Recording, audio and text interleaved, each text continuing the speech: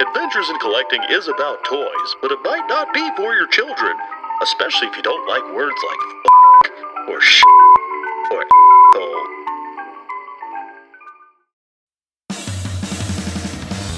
Are you ready, kids?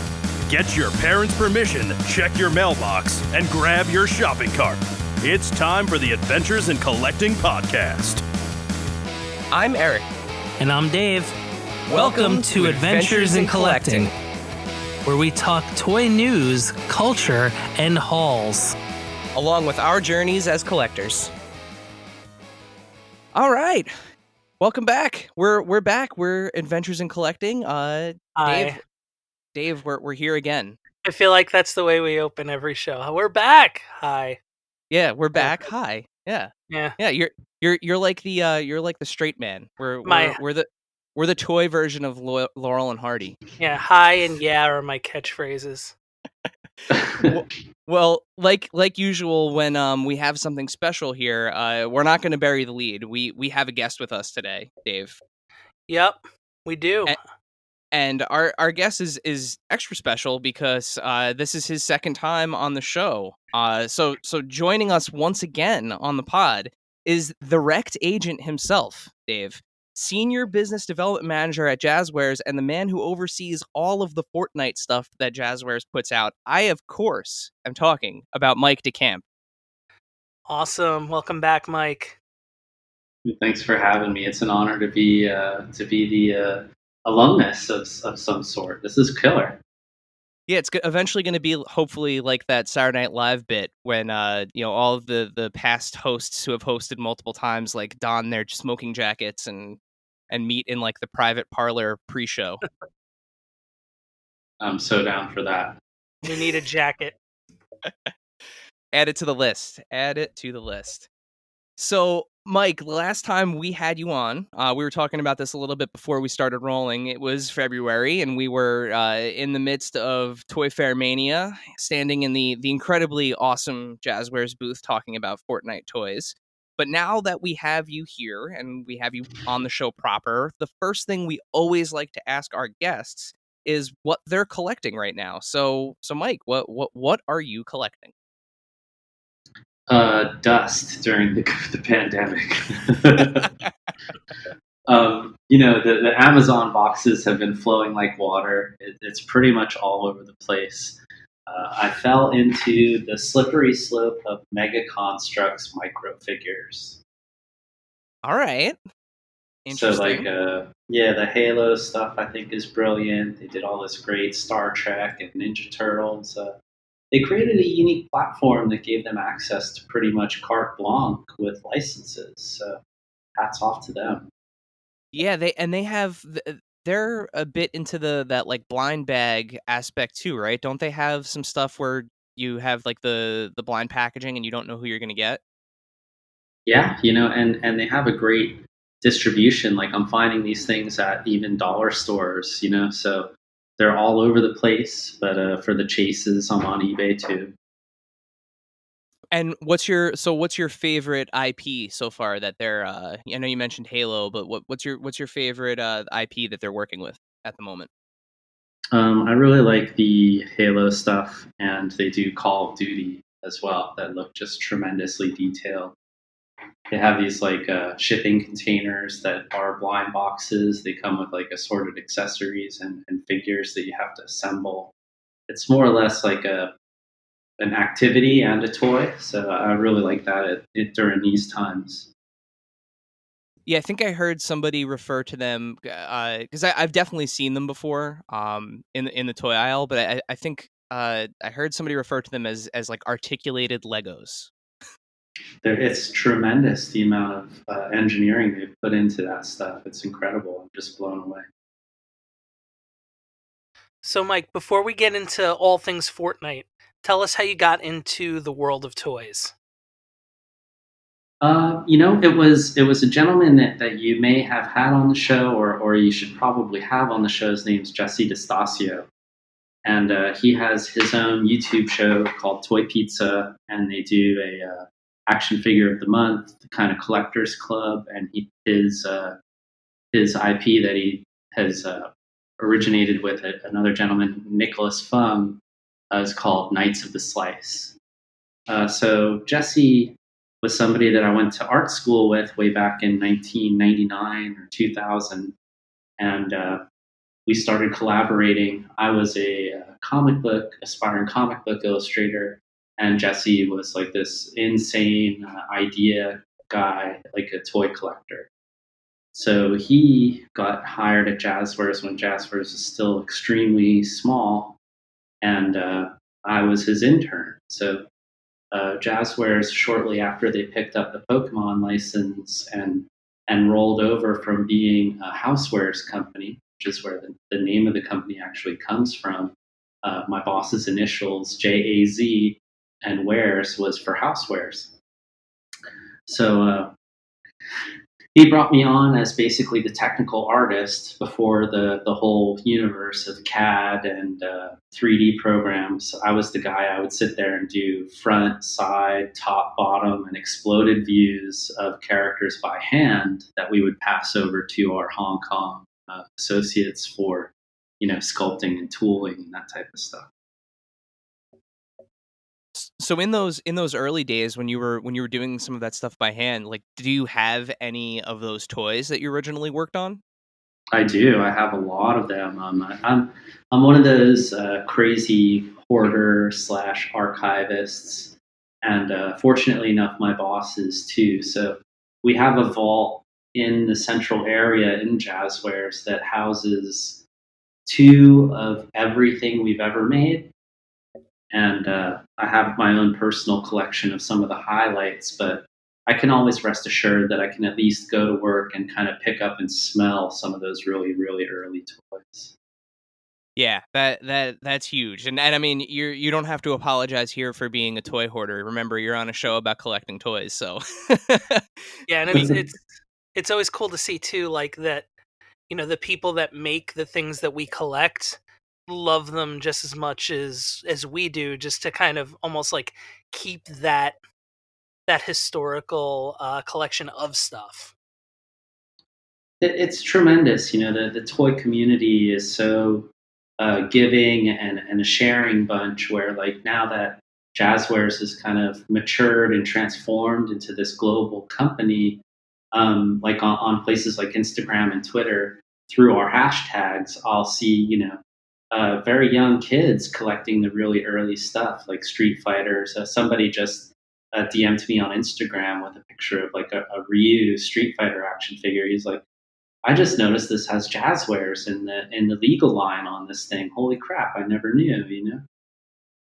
Yeah, and I mean, you guys, it's an understatement to say that you guys are everywhere now. I mean, you really are everywhere. We were fortunate enough to have Jeremy Padower on a few episodes ago, and we were talking mostly about the AEW line and a lot of the Pokemon stuff. But it's one of those things where when we visited you guys at Toy Fair, like, we left the booth like scratching our heads. We're like, Micro Machines and Pokemon and Nerf, and like, how did we not know all of these brands were Jazzwares brands? And then of course with the AEW line and the UFC stuff coming out, it's like you guys are literally everywhere. Like, you are covering so much ground. It's incredible. We're led by some visionaries, gentlemen like Jeremy and Judd, where they just have a sixth sense for what, like Jeremy and his investment grade collecting, and Judd, who's very much a lifelong kind of geek with a vision for bringing unique things to the marketplace.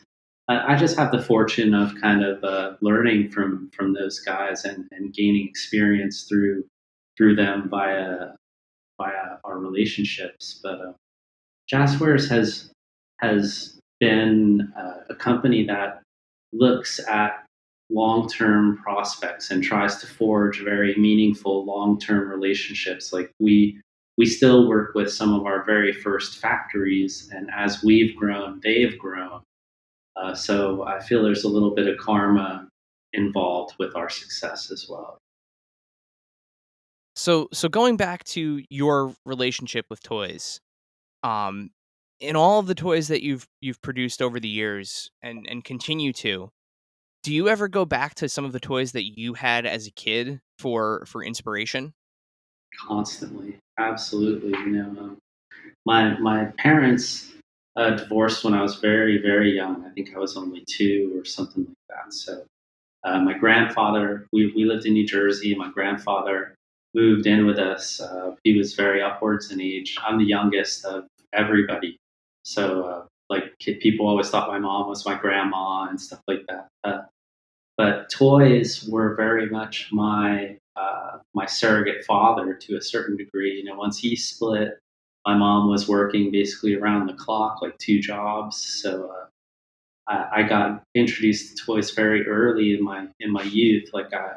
My earliest memory is I found a Lone Ranger and Tonto doll under my grandfather's bed, and they were in the package, and they were beautiful. And he just let me have them and let me play with them when I showed interest in it. And I couldn't believe that Tonto's knife came out of the sheath, and that the Lone Ranger's hat and mask came off, and they had like real clothes and that type of stuff. So, like, very, very early on, I had a unique appreciation for that. The Mego stuff, the world's greatest heroes, Battlestar Galactica, and all of those things are things that I look back to. I mean, I feel like Star Wars and G.I. Joe will perpetually be the yardstick that all toy lines are measured against. And with Fortnite, I think especially you could probably see a lot of those influence come through my. So now, with that influence, you see kind of, the range of almost like scale in the Fortnite line. 3 3/4, 6 inch, 12 inch. All of those figures come into play. What goes into planning the figures and to determine how and what form factors to produce? So that was it. That was it. That's basically, the Kenner stuff created those benchmarks. GI Joe, starting off in a 12-inch, definitely created those benchmarks. I knew that 12-inch had to be a part of this line from very, very early on, and I was fortunate to have the support and vision of Judd to make that kind of decision. And then also, the lead guy, his name's Donald Mustard. He's a really tremendous thinker, and if you follow him on Twitter, the amount of story that he injects into the game mirrors my appreciation for story injected into play. So it was in that very first meeting, like when we decided that we were going to pitch for the brand, and we actually had to get invited to pitch for the brand. They were only allowing a few companies access to Epic to actually pitch.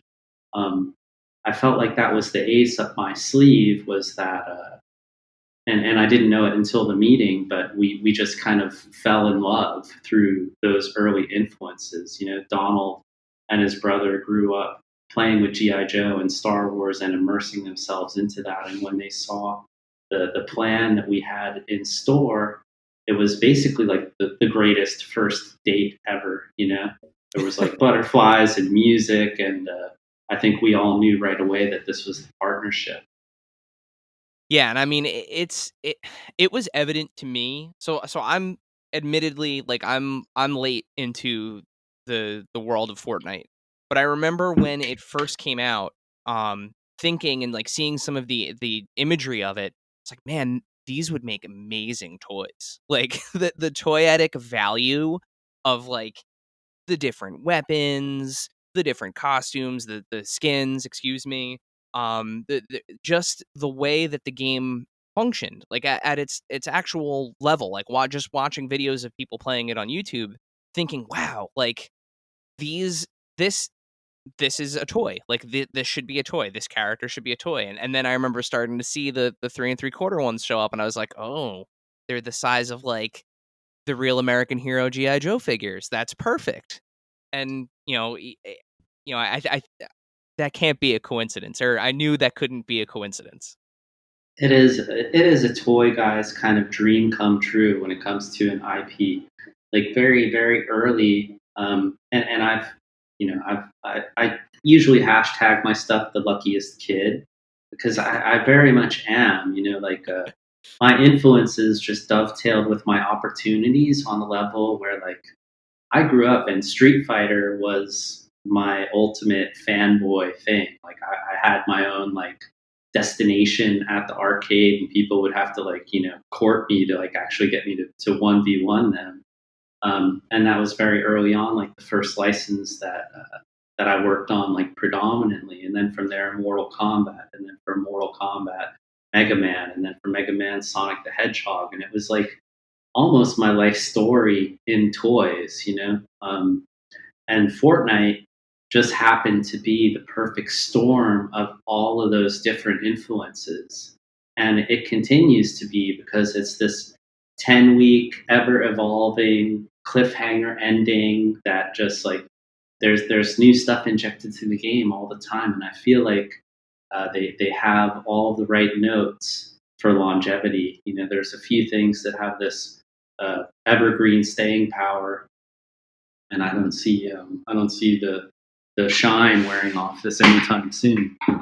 Well, yeah, I mean, think about it, right? It's free to play, and the plus ups. So even if you never purchase a skin, if you are Jonesy forever in that game, it puts you at no disadvantage. You can be just as good as anybody else, and it's available on so many different platforms. It has, to your point, serial based cliffhanger storytelling, incredible visuals. And then on the Epic Games and Fortnite side of things, they're, bringing in all these super interesting IPs and like bashing them together. Like right now, you could be wearing a Deadpool skin and bump into Aquaman, or as of today, right, Black Manta. They just introduced a Yeah, skin for yeah. for him. You could bump into one of them as Deadpool or Cable or Psylocke or Batman or John Wick, and have a shootout. It's incredible. It is absolutely incredible. You're giving me goosebumps by just it, and that's what I really appreciate about what they've done is they're rewriting the book. I mean, when you look at these things, and they came to us with the opportunity to make the action figure for the Travis Scott thing, and that's he's one of my favorite artists, and I was like, oh my effing god, like I can't believe this is happening. And then it just happens again, and they introduce something, and they have this really kind of telltale stylization that they apply, and they clearly have some of the best visual and character based thinkers in the industry like deploying that Black Manta, for instance. Like I mean, from the league of from the Justice League and the old cartoon, Black Manta was a real fast favorite of mine. And they've evolved that character, and they've made it appropriate for 2020. They added details to his armor that we've never seen before. He's just tough as nails. I was like, oh my god, it keeps getting better. Yeah, like even and like what they did on Independence Day when they had Captain America, where if you bought the skin, they actually changed programmatically how the character uses the pickaxe, right? Because he will Yeah, take the shield off of his back and yeah, use the shield as the pickaxe, and then actually like reconnect it to his back, and that's like a new thing. So like somebody had the forethought of like, hey, if you're Captain America, you can't be holding a shield and have a shield on your back at the same time. So we have to figure out how that works, and yeah. They they they they fucking did it. Like, they flex their platform because Captain America is an opportunity for them. And like I don't know if you know, but Donald Mustard was actually in Endgame. Like he was not only collaborating with them through his opportunities with Fortnite, but him and Kevin Feige, like they hit it off, and then the next thing you know, he's one of the doctor's magicians in the scene, and he's doing fighting on the set. Like oh no it's shit, I didn't know that. That's awesome. That's really cool. Donald Mustard is actually the only person in history to be in both a Star Wars movie and the Marvel Cinematic Universe. So he had a speaking stormtrooper role in The Last Jedi, and he was also featured in Endgame on screen. Man. Very cool. Goals, right? Yes. Hashtag Yeah. goals. So Fortnite is like this quickening of it all. I mean, I remember between gentlemen, right? When we got the opportunity and I was building my pitch, it was during season 4 of Fortnite. And the most successful thing from season 3 was the Reaper character. That was this really clever pop culture kind of tip of the hat that they did to John Wick. Yes. And that was the informal name for that character. Everybody called him John Wick. Nobody ever called him the Reaper. So one of the first things that I did was I actually kit bashed and hand painted this John Wick action figure in 6-inch. And it was in our pitch. It was one of these things where they're like, oh, you know the game and this and that. But this figure is never going to happen. And I was like, what do you mean?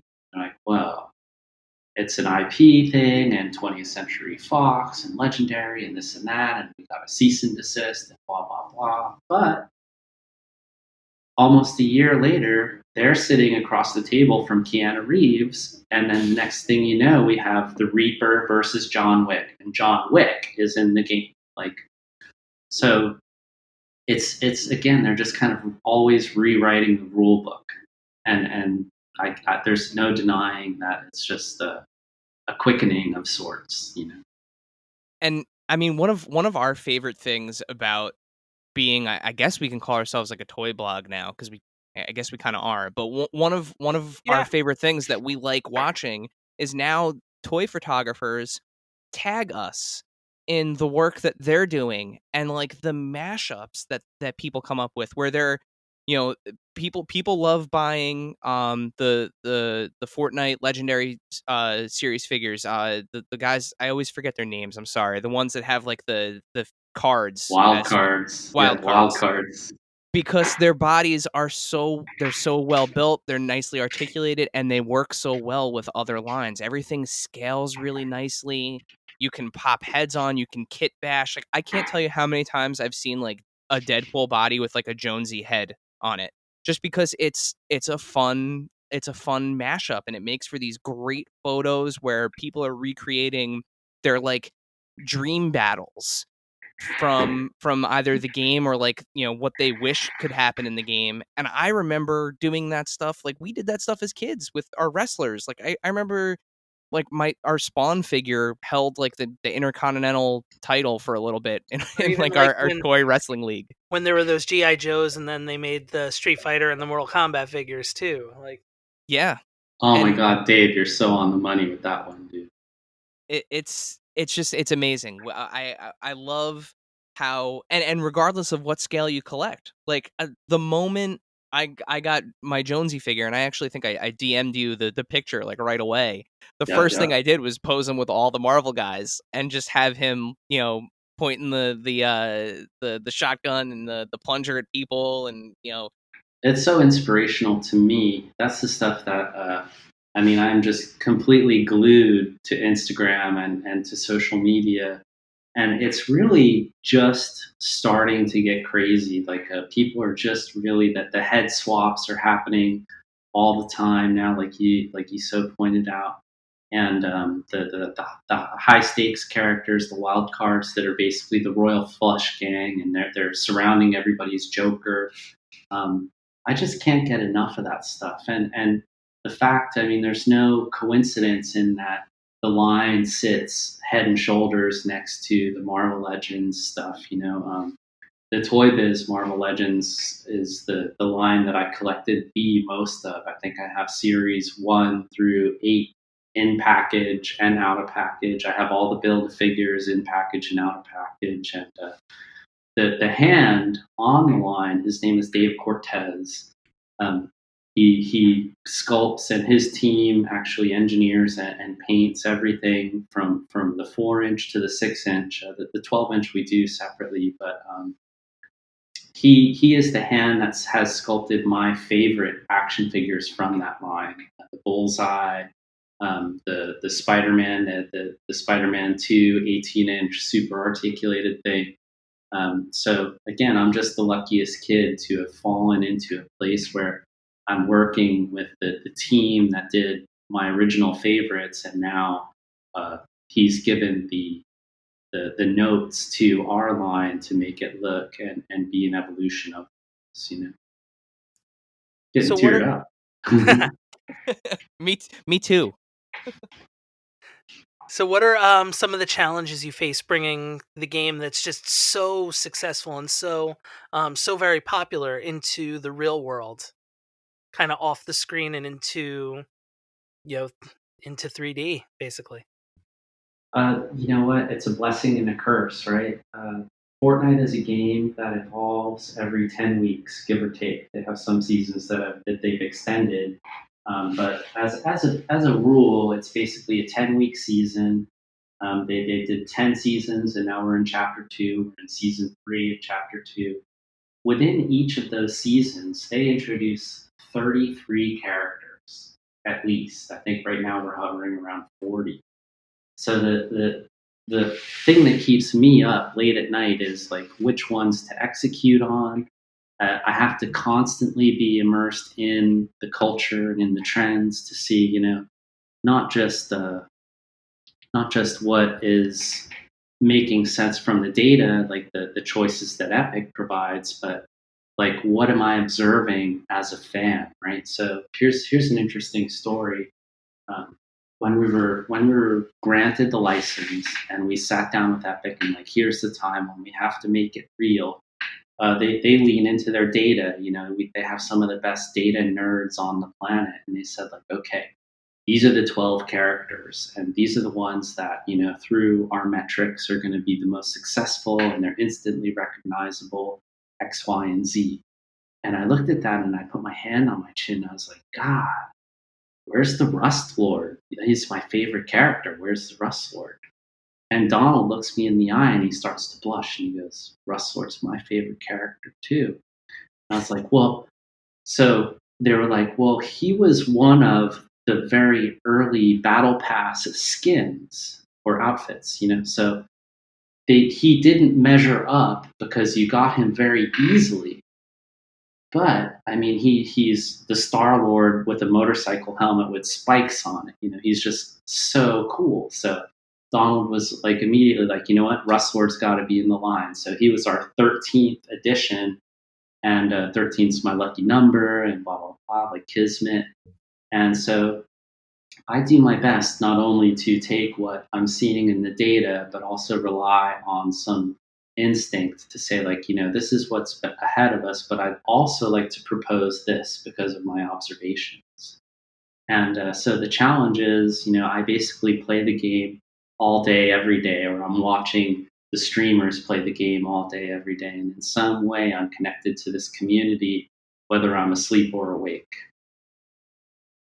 Yeah, and it's evident that from the characters that you selected. So like the summer wave of the Legendary series came out, you just announced, and the characters are perfect. Like it's the the exact ones from previous seasons, because like I know obviously I've been very vocal about the one that I want, and I'm sure there are other people in the world that want a Meowscles figure as much as I do, but but like the ones that are part of this most recent wave are perfect. Like they have that great toyetic value. They have the colors that pop, the interchangeable heads, the everything that you need to be there for that like toyetic look. But I it amazes me how you make those correct selections each time when you do have that many to choose from. And I was going to say too, for me, like the colors are the thing that stick out because it kind of makes it where you know you you see that and you go, okay, this is, I know what this is, even if you aren't quite sure, you know that just from that color palette, this is Fortnite. It's a like that's probably one of the other challenges, right? And I would say I would venture to say that you won't be disappointed in the future, without confirming or denying anything. Uh, Another challenge that mirrors this conversation is the level of secrecy, right? Because Epic is one of these games that we observed very early on does very little marketing, and Minecraft is another one where we had experience to say like this is bucking the trend and this is against kind of the traditional culture of marketing, but it's very clear that it works. So Fortnite keeps a high level of secrecy. They're litigious in their adherence to that secrecy. But there's also a whole community of people that are driving that interest organically. So with me, that's a little bit of the curse is that we have the keys to the kingdom, but more often than not, our bandwidth is beholden to our product development and our aggressive speed in product development. So like we don't do a whole lot of marketing or pre-marketing to the drops. But just today, for instance, the new 4-inch figures showed up at a place in Texas, just outside of Dallas, and immediately there's interest and people are talking about it, and I can finally chime in and take a big exhale and say like, okay, I vouch for this. You know what? Like you guys are on it. Um, so it's interesting because like Dave pointed out, you can tell immediately that it's a Fortnite character from like the end of the aisle, and the newness stands out in an environment that's basically run by like black or white. Fortnite comes in and it's pink and green and yellow, So we're fortunate to have their excellence to lead that charge, and then we are tasked with doing it justice in a physical light. Now, one of the other things I wanted to ask you about, we talked pretty much at length at Toy Fair about the accessories and how you do the loot boxes and things like that. What we really didn't get a chance to get into was the vehicles and the set pieces. So that like another huge part of the game and experiencing the game is the gliders, the battle bus, which was just finally we've been talking about it since February and like sorry, we have no pictures, we can't show you. And then finally the battle bus pictures come out. But like is that also challenging to find a way to work in the vehicles and like the environment, the building aspect of the game? Is that how challenging is that to produce with the figures in a way that's playable? We're fortunate to have some really good engineers behind all of that stuff. The addition of vehicles to the line, I mean, that completely validates the 4-inch scale, the 3 3/4 inch scale. Like, I look constantly at my old collection, and GI Joe was a character-based line, but it was given life through the vehicles, the whale, the water moccasin, the hiss tank. I mean, the flag. When you think about GI Joe, it's synonymous, and even with Star Wars, the iconic X-wing, the snow speeder, the AT-AT Walker. Um, so it has to be incorporated in what we're doing, and the game has given us all of these great moments to try and bring to life, like the ATK and the battle bus. Finally, I mean, the battle bus is something that is going to be, I feel like, the whale of this line. So we had to invest. We had to make sure that everything was perfect, and of course, the fans are going to hold us to a very high standard. So it was no lack of effort. We knew that the balloon had to be inflatable. It had to have party music. There were all these key things that had to be incorporated. But with Fortnite, I don't know if you guys pay attention to the things that are happening now, but it's just getting started. We're going to be seeing drivable vehicles in the seasons to come. So cars and semis and vans and the reboot van and like the ballers. So this is just getting started. Up until now, we've introduced kind of wave after wave of action figures, and in the 4-inch, I think we're around like 150 or 200 action figures deep. It's insane. So adding vehicles to the mix will allow us to create special relationships now with the vehicles and the characters. And we've already the Stinger ATK, which is a wrap applied to the previous ATK, just hit the airwaves yesterday. So it gives us another opportunity to introduce even newer characters like the Copper Wasp, who's kind of a tip of the hat to the old Street Fighter mythos. You know, he's got the gi, he's got his black belt, but he's kind of like a Gundam. Like, it's so much fun, you know? I think that sums up Fortnite characters pretty well. He's got a gi and a black belt, but he's also a Gundam. 100%, you know? And thank you so much. Like, I saw your post about that, and it let me feel even some relief to know what, like, I saw your post and you're like, yeah, we can finally talk about this. We got to see it in February, and I was like, yes, thank you so much. You know, and congratulations on 500 on Instagram, dude. That's not an easy thing to do.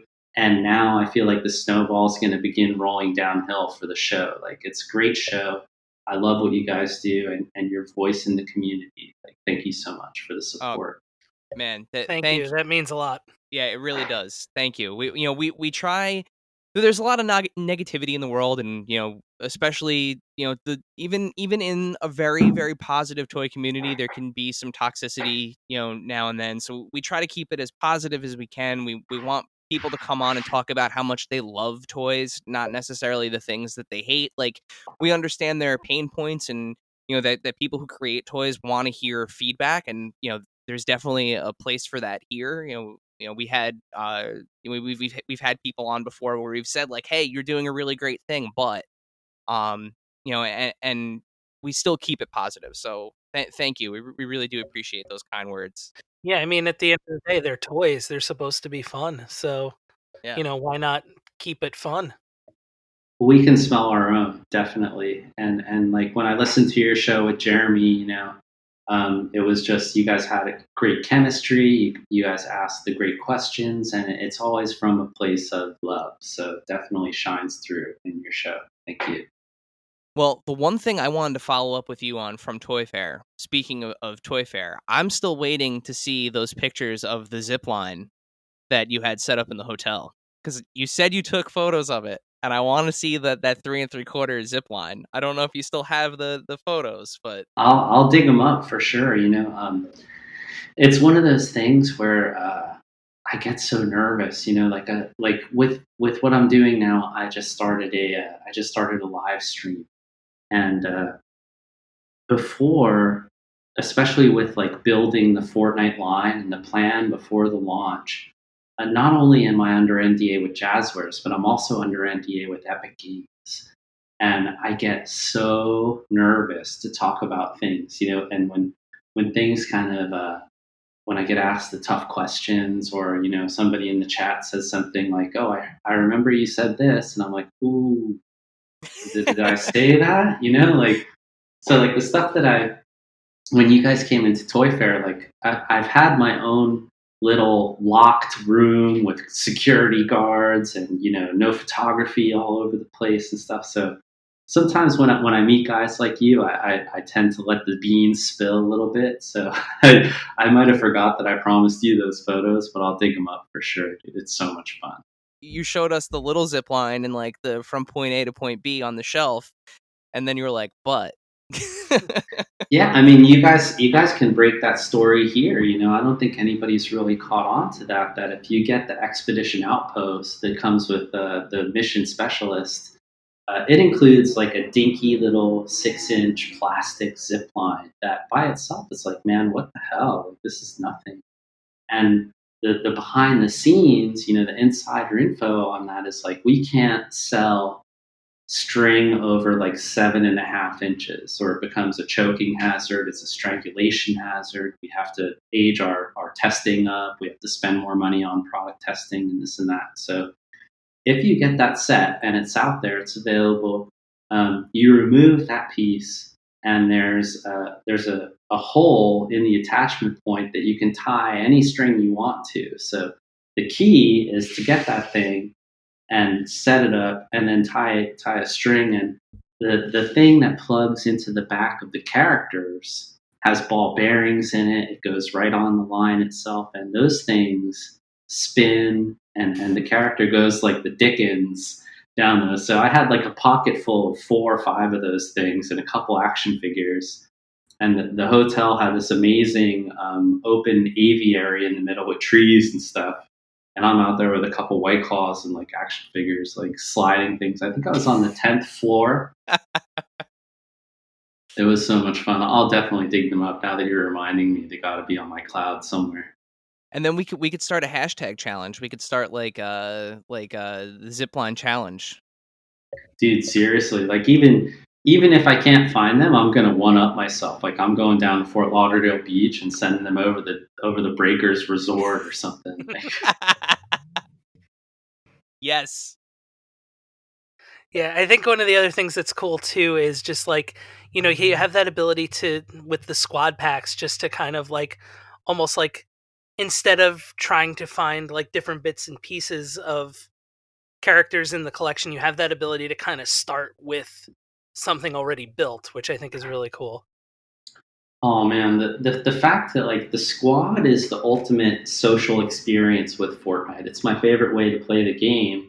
Even if I'm just jumping in by myself, you can set it to assign you random people from all over the world.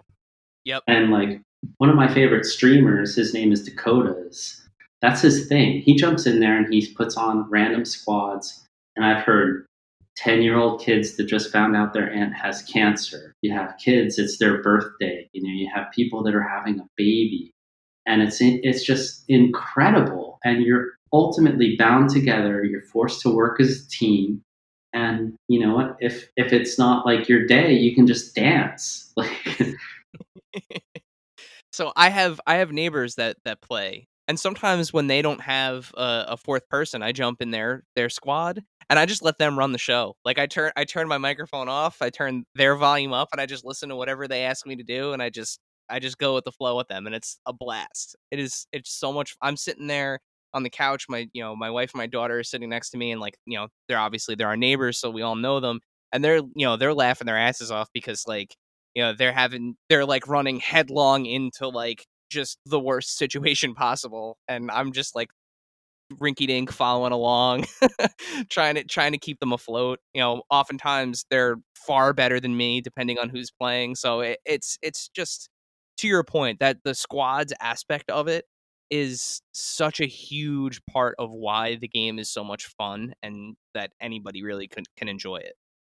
and that's the gift that like Dave pointed out is that's the gift that it gives to our line is that there's infinite possibilities with character arrangements. Like we did one that was like future themed, and you had the Bunker Jonesy and rocks, and or we have like the OGs, and there's a lot of these squad packs coming out that you guys are going to be blown away by, and it's just like it captures that silliness and that quirkiness, and like that's definitely one of the things that I think has given this game the legs that it has. Is it's more of a social media platform than it is a game. Definitely. So, speaking of social media and the things that you're doing to further the community, I have one more Fortnite direct toy question for you. Is there, and this is I guess like the tough question. Here's the hard hitter. Is there anything that has not been announced yet that you can either give us a hint or our audience a hint at what's coming, or anything that you are at liberty to speak of? And if the answer is no, then the answer is no. That's a totally fine answer as well. Well, the stuff that hit the air today is probably not as widespread. So we've been sitting on a glut of development since the COVID crisis started, and there's been a little bit of an abbreviated presence in the toy aisle. So within the last 48 hours, we've had 4 6-inch figures drop, and that's Doggo, Drift in his level 5 with the skateboard. Um, who else do we have? We have the Eternal Voyager, who's like the redo of the Dark Voyager, but with the Ghost Rider head, there was also the X Lord, who's kind of the 2020 version of the Rust Lord. And I like to say that they used my abs as the model for this character, but it's completely not true. Um, We had the redo of the ATK vehicle, the Stinger wrap with the Copper Wasp action figure come out. Today we dropped the new Hot Drop with the Ultima Knight and his gold appearance, which is a replacement or a refresh to what we've done earlier with the early game survival kit. And now a whole new series of solo 4-inch action figures hit. Well, they just showed up in some collectors' hands today, but they're not officially announced yet.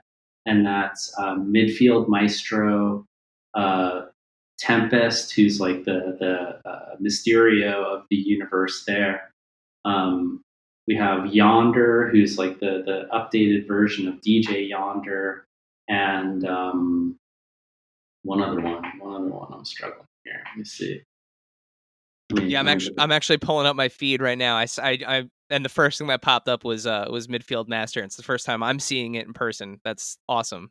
I love all of the soccer skins, the soccer player skins. That was a great. Yeah, and that's a Pandora's box, because we know there's like 4 different various soccer skins that you can play as, and as soon as we've opened tooling on something, we have the opportunity to kind of change deco and change head sculpts, and it pays forward.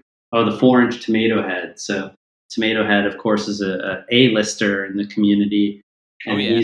he's going to be an Amazon exclusive for their battle bus. So Awesome. beyond that, there's not much that I can say, again, just because of my various non-disclosures and stuff. But I would love to be able to give you guys a scoop on anything for your support and as a show of gratitude there. We're totally happy to help with that. If there's ever anything that you want to get out there, definitely let us know, and we will shout it from the rooftops, the digital and otherwise rooftops. For sure. Yeah, thanks, guys, man. That's amazing. I do appreciate the support and the friendship.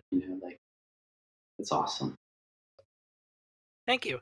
Part of the relationship with Fortnite is the bond with the community. And you were saying before you started streaming. You started the Rect Agent streaming account. So how did that really kind of come to be? It's funny, it's an evolving thing. From very early on in my experience with Jazwares, when we first got the Minecraft license, and we, through that relationship, realized there was a whole, like, Minecraft didn't, in its early infancy, didn't spend any money, not $1 on marketing. What they did was they opened their platform for anybody to take the characters and create machinimas and create original content, and they didn't limit that content. So I fell in love with YouTube. I fell in love with vlogging. I used to have a daily vlog that I did. But as soon as we got in the running for Fortnite, the level of secrecy involved prohibited me from doing my daily vlogs. So I did like 218 or 220 daily videos that I uploaded to YouTube.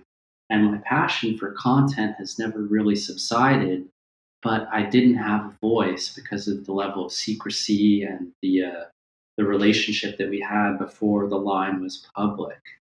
Now that everything's kind of out there and things are flowing around, I've fallen in love with Twitch even more.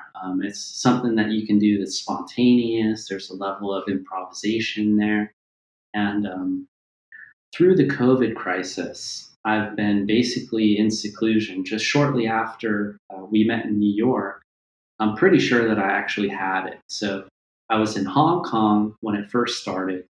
I was in Germany when it spread to Europe, and then I was in New York when it came to the United States. I'm not saying I'm patient zero, but I may have been very close to patient zero. When we returned from Toy Fair after maybe 2 or 3 days, I got extremely sick. The Florida Department of Health came here. I was quarantined without, any recourse, and I've faced a lot of medical challenges ever since. Now, seclusion is natural to me. I've always been kind of a recluse. I've always been kind of the introvert. But through my content creation, I've had a voice and a social life and a calling for that. And in the current situation, I figured that like I need camaraderie, I need to build a community, and I need to talk.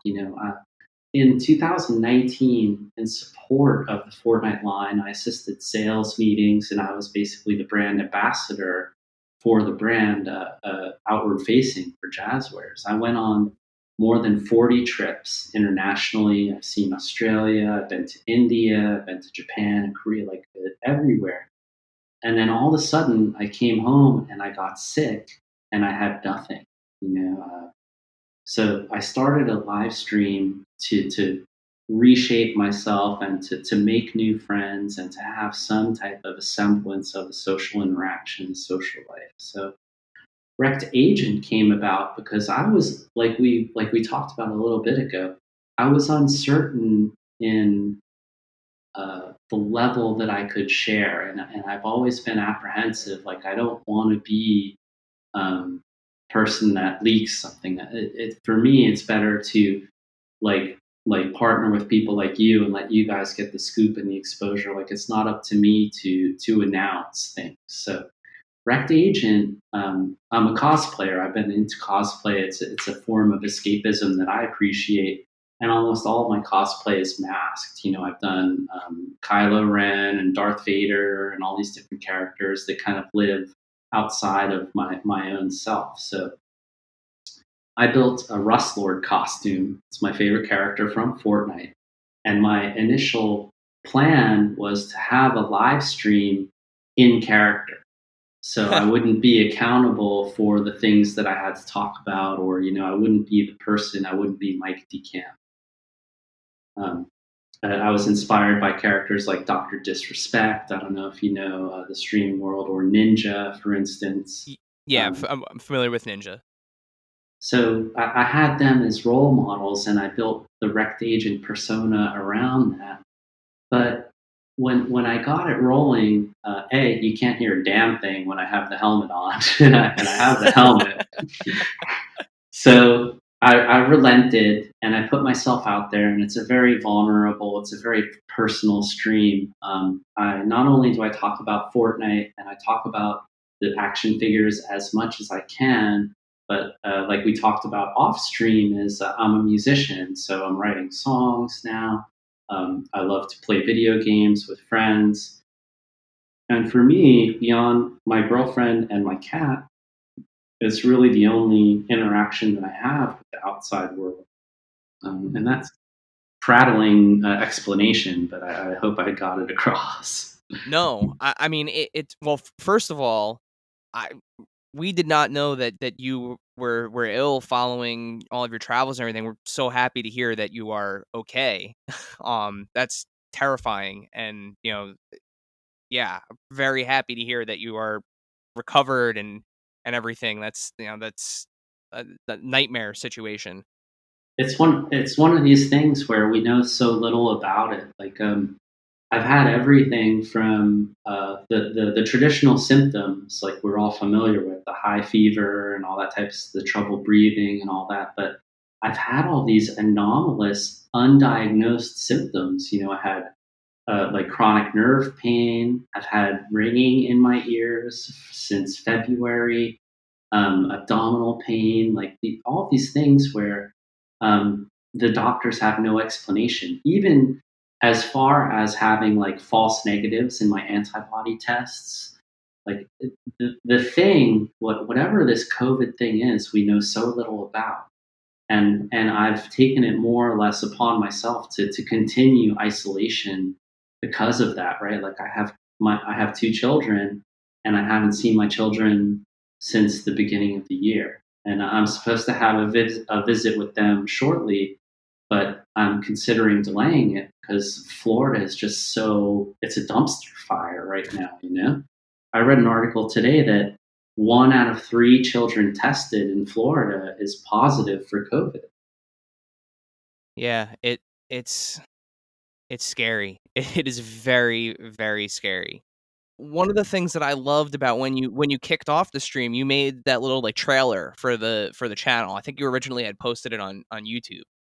But I love the fact that you, a lot like a lot of the other people that we've been so fortunate to meet in the toy world, you kind of embrace this vulnerability, and you guys, you put yourselves out there for, us crazy collectors to interact with directly, and get to know you, and really, get a sense of the passion that goes into these, not just what you do creatively for toys, but like, to your point, like your cosplay, your music, like it's so interesting to love a product and collect it and stare at it every day and take pictures of it, and then get to meet and bond with the people that make them.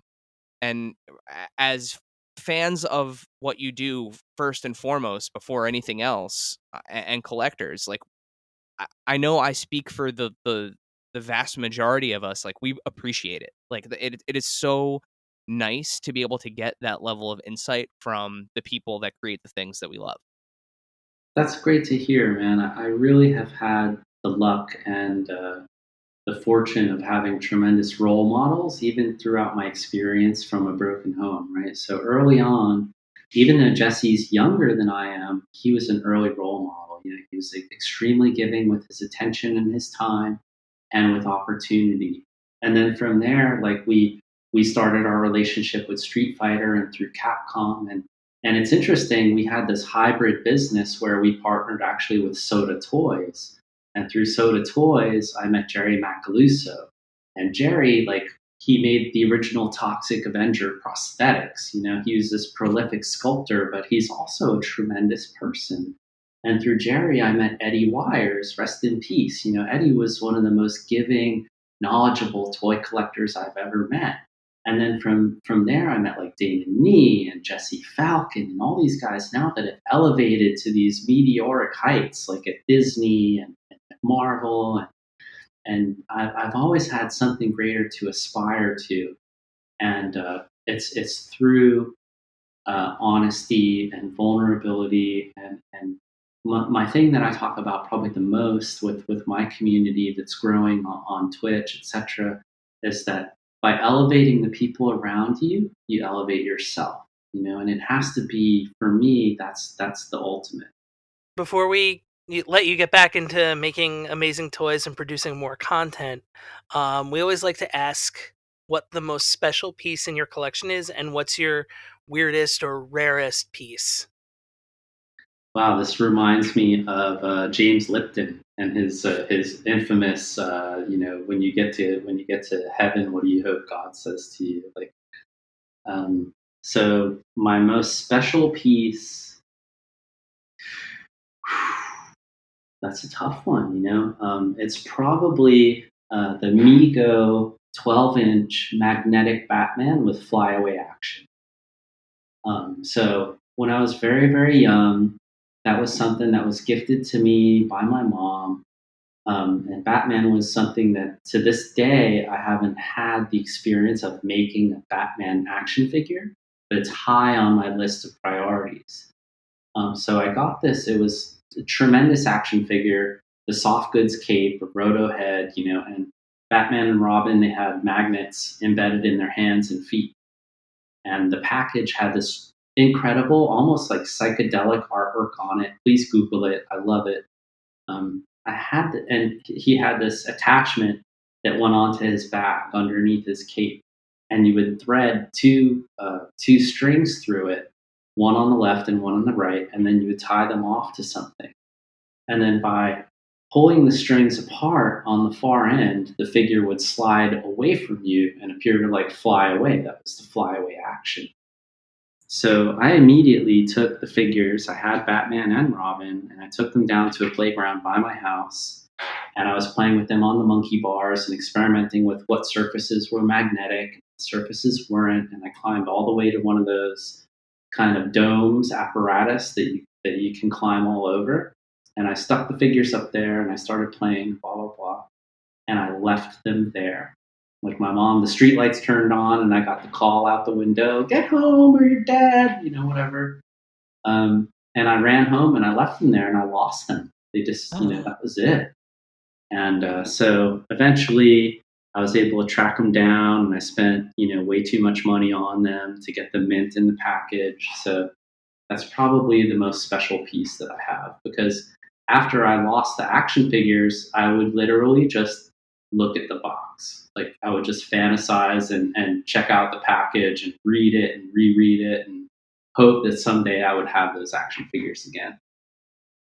Man, I'm sorry. Somebody just started cutting onion sandwiches in my recording studio. I'm Oh, yeah, no.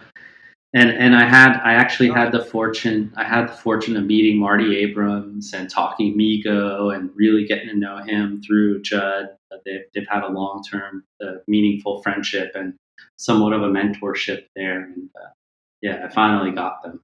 Yeah, I just looked them up. There's actually a super cool like vintage commercial. When this episode of the podcast airs, I'll make sure that that week I post the commercial as our throwback. Amazing. So that's definitely the most special, by far. Yeah. It might also be your rarest piece, but if you have another answer for a weird or rare piece in your collection, by all means, we'd love to hear it. All right, I'm going to get myself in hot water here, but I like you guys, and I'm going to do it. So we made just a ton of Fortnite figures and collectibles and this and that, and the volume of action figures and things that we've done is just tremendous. But when you have a prolific line, there's always what we call a unicorn, right? Something that somebody fucked up. And we made a gigantic jumbo llama that had some really great action figures and collectibles and back blings and everything in it. But within that llama, we have a collectible series called the Domes. And the domes are kind of like Smurfs in a bubble, and you can stack them and you can put them in a display. So in that jumbo llama, you'll find a dome called Frozen Jonesy. Do you guys know what makes Frozen Jonesy so special? No.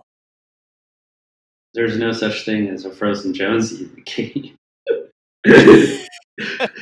So somewhere along the lines, I saw some really convincing fan art or whatever it is, because like even in my stream, I have this kid, he's 14, he's from Canada, and he like made me my own version of Rustlord by downloading and ripping the outfit and applying new texture maps to it, blah, blah, blah. So somebody dreamed up a Frozen Jonesy, and not only did I fall for it, but everybody fell for it. Like Epic approved it, it got made, so if you can find you a Frozen Jonesy in the dome, I promise you that will be the rocket firing Boba Fett from this line. So, all right.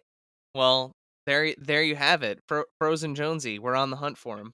So before we sign off for the evening, Mike, which, by the way, thank you so much for joining us. This has been incredible, absolutely incredible. Please tell our audience, where can we find you? Tell us where we can find you on Twitch, on Instagram, all the places where we can find you. Yeah, I'm on Instagram under my name, Mike DeCamp. I have an alt that's under Rect Agent, but there's very little happening there since it's just growing. But Rect Agent is the thing. It's across Twitter, Instagram, and Twitch and YouTube at the moment. So REKT Agent. I love it, and I love you guys. Thank you for having me back a second time, and congratulations on all the success. I really can't wait to see more, and I'm sure the world thanks you for providing entertainment in such troubling times. So do keep it up. You guys are killing it. I'm humbled by being here, so thank you.